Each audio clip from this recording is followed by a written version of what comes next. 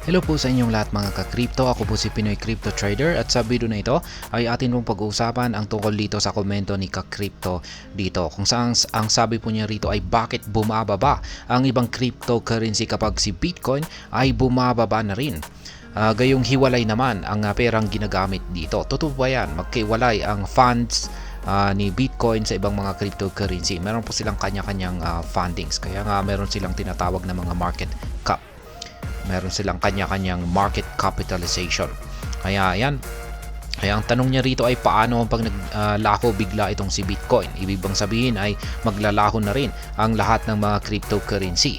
Kaya yan po ang ating pag-uusapan sa video na ito, pero bago po tayo magpatuloy ay nais ko lamang po munang bigyang linaw ang aking disclaimer kung saan ang nilalaman po ng video na ito ay hindi po ito isang financial advice. For education and information purposes lamang po ang layunin nito.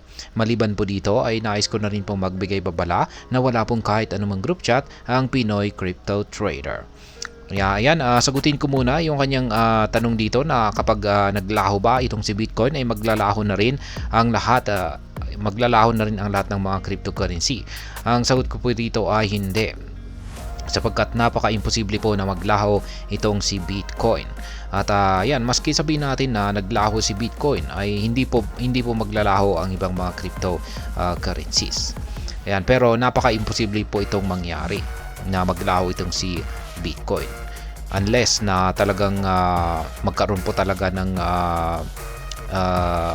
parang mawawala talaga yung ating technology or wala nang yan kung babalik po yung ating generation sa prehistoric period, yung wala tayong technology.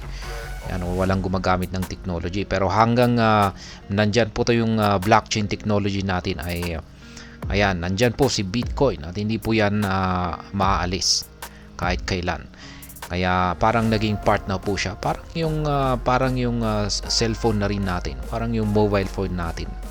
Yan, parang naging part na ito ng ating sariling lifestyle. Kaya laging nandyan po na siya. Hindi na po maaalis sa atin yung ating yung paggamit ng ating mga cellphone or mga mobile phones. Parang ganyan na rin yan. Kaya ayan, sa madaling salita ay hindi po maglalaho itong si Bitcoin. Napaka-imposible yan. At gaya na aking sinabi kanina na maski naglaho itong si Bitcoin ay nandyan pa rin yung mga ibang mga cryptocurrency. Mananatili na rin po sila. Kaya ayan yung kanyang unang tanong dito ay bakit nga ba bumababa ang ibang mga cryptocurrency kapag si Bitcoin ay bumababa yung kanyang presyo.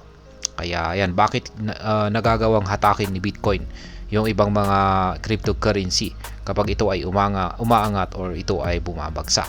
Gayong hiwalay naman yung fundings na ginagamit dito. Kaya yan yung masasabi kong meron pong tatlong mga bagay dito. Ayan, yung unang-una ay may kaugnayan po ito sa risk. Ayan, kasi yung nangyayari dito ay yung mga investor ay nagkakaroon po sila ng yung tinatawag na nervyos. Nagkakaroon sila ng nervyos or takot. Yan, at yan, kung pag sila ay nag-i-invest sa mga ibang mga altcoins ay na mas risky, yung mga ibang mga altcoins kasi ay mas risky kumpara kay Bitcoin compared kay Bitcoin. Kay Bitcoin ay mas safe po siya. Tinuturing po siyang safe haven. Kaya kung pag yung mga investor ay nakikita po nila na ang mga altcoins ay nakakaranas ng pagbagsak or itong si Bitcoin ay nakakaranas ng pagbagsak ay lumilipat po kaagad sila or ilinilipat po nila or kino-convert po nila yung kanilang altcoins dito kay Bitcoin para mas maiwasan nila yung mas malaking talo or loss. Kaya ayan, at yung pangalawa naman ay yung meron po yung parang FOMO. Yan, sumusunod po sila. Yung kung saan po yung nakakarami ay doon po sila. Kaya ayan, kung pag si Bitcoin ay nagumpisang bumagsak, ay ang tingin po ng karamihang mga investor dito ay isa po itong sinyales na ang buong crypto market ay babagsak na rin. Kaya ang ginagawa po nila ay binebenta na rin nila yung kanilang mga altcoins. Kaya dahil dyan ay nagdudulot po ito ng karagdagang selling pressure para bumagsak pa sa mas mababang presyo ang mga cryptocurrencies. Kaya ayan, yung tinatawag nilang FOMO. Kaya ganun din po kapag umaangat itong si Bitcoin. Ayan, may dulot po ng FOMO. At saka yung pangatlo ay meron po yung parang nagti-trigger po ng domino effect ang presyo ni Bitcoin. Kaya pag sinabi po natin na bumagsak ang presyo ni Bitcoin, ay yung mga investors ay binebenta po nila yung kanilang mga altcoins para bumili ng Bitcoin. Kaya ayan, pinapalit po nila yung kanilang mga altcoins kay Bitcoin. Kaya ayan, inaasahan po nila na matitake advantage mo nila ang mas mababang presyo nito.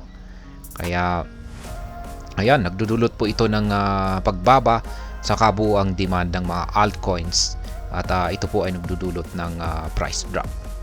Kaya yan po ang mga posibleng bagay dito kung bakit itong si Bitcoin ay kung nakakaranas po siya ng pagbagsak ay bumabagsak na rin ang mga altcoins. Kung pag siya po ay nakakaranas ng pag-angat sa presyo ay umaangat na rin ang ibang mga cryptocurrencies. Kaya ayan, hanggang dito na lamang po tayo sa video na ito. Sana po ay inyong nagustuhan ang aking paliwanag sa video na ito. Kung inyo po itong nagustuhan ay pakiclick lamang po ang like button nito. Para naman po sa mga bago lamang dito, kayo po ay aking inaanyayahan para mag-subscribe. Pakiclick na rin po ang bell icon nito dahil ito po ang siya magsisilbing notification nito sa mga bago kong videos na akin pong ina-upload sa aking YouTube channel na ito. Marami pong salamat sa panonood. Ingat po tayo lagi at God bless po sa ating lahat.